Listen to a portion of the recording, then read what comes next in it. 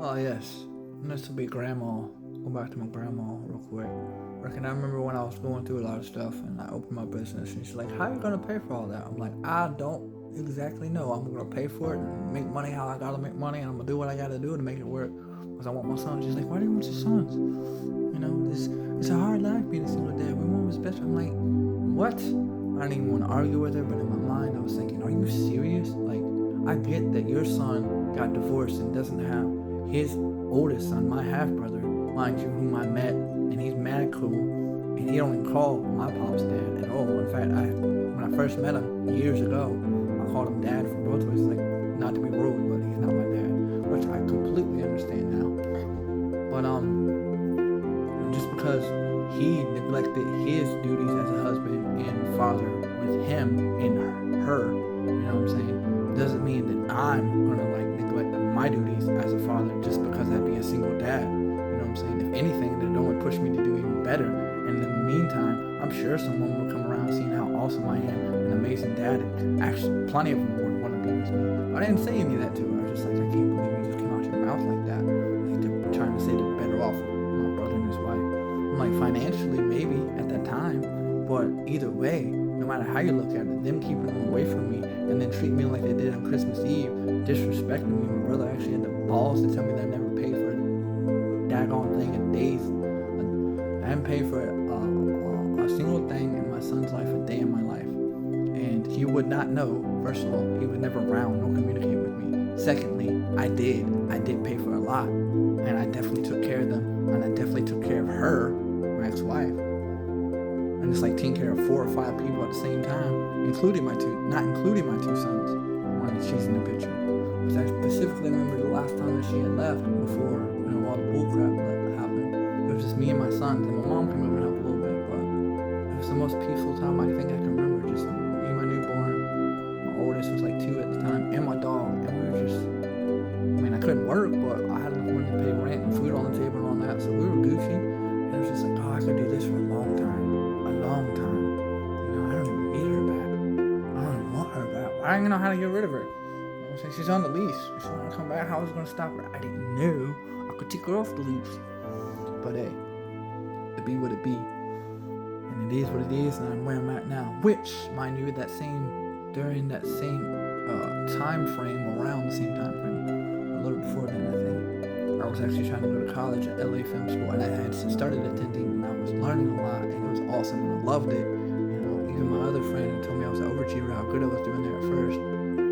And absolutely had all intentions of, getting my degree done, which now I'm about to start it again. And God is awesome because I'm actually going to finish my degree just like I had told my brother and his wife and everyone else. Like, I start what I finish. And if I can't for some reason, well, I will give it the best go around that I can until it's just not really a thing that I need to finish. But anyway, I'm definitely going to finish my bachelor's degree in music production this time around. And what can I say?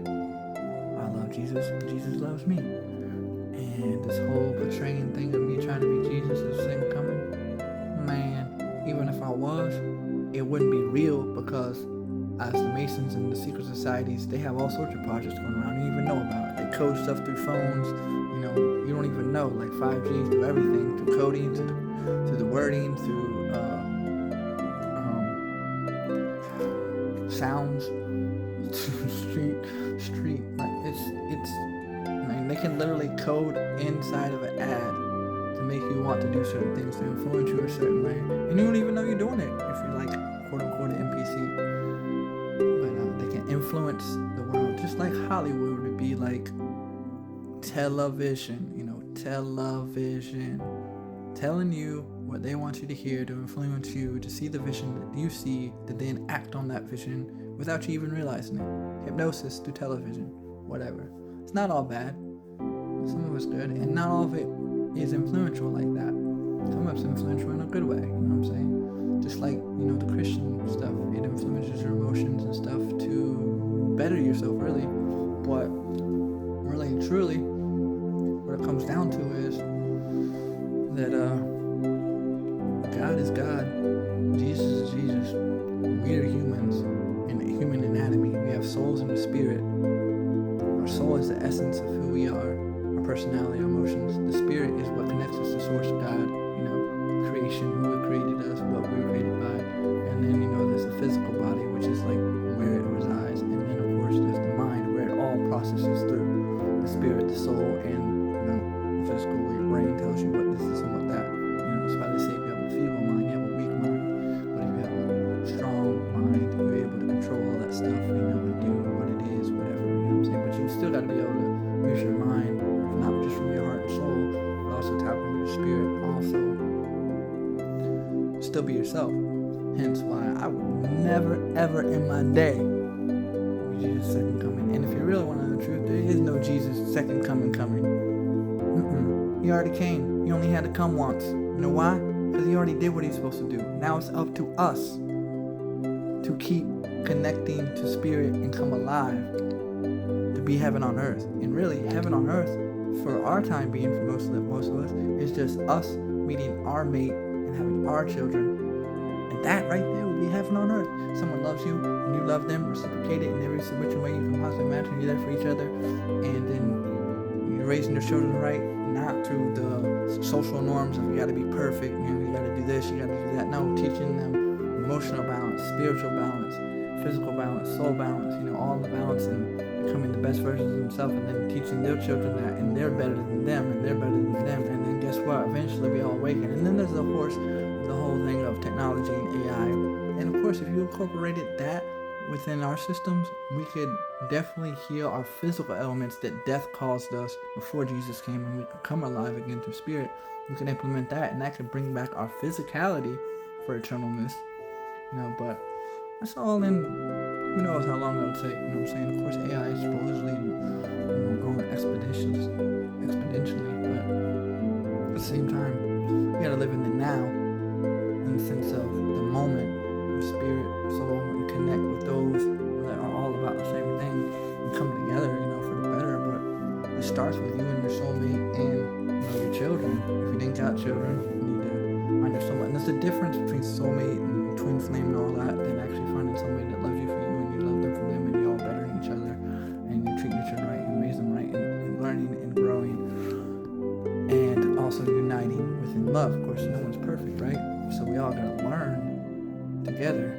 However, with all the BS going around, Bible this, Bible that, which is fine, it can teach you what you need to know. You know what I'm saying? It definitely helps. And it'll teach you, the Bible, if you really search it, will teach you the truth of that the soul is your emotion, your mind, and the spirit is the connection to God that Jesus gave us, as wasn't here before that. And then, of course,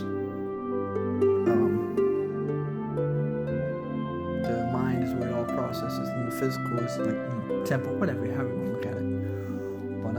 But there was prophets before Jesus that did some of this stuff. They just never conquered death like that. They never, when I say conquered death, they never,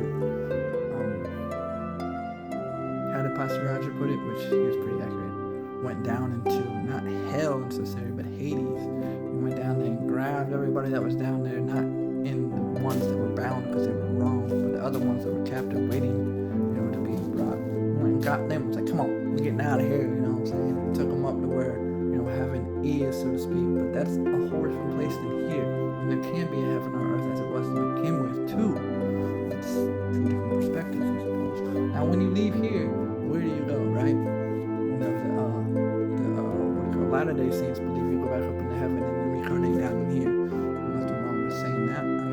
Think about it. If you made a contract in heaven to come down here, or wherever you came from to come down here, and serve a purpose, you have choices whether to connect to the spirit and bring humans back alive eternally, or do the opposite, which would be like, hell or Hades bound, where they want to destroy freaking humans and take their souls and their essence so that they can use them against them, because they absolutely do not like humans for whatever reason, which is crazy. Probably because they're jealous and envious, because we actually have the power and we are lesser of beings than them, because angels are way more powerful than humans in certain aspects, but we have way more authority than both of them, angels and demons, ever since that we have free will and we can call on the power of Jesus to do everything that he's done and then some with the spirit through us.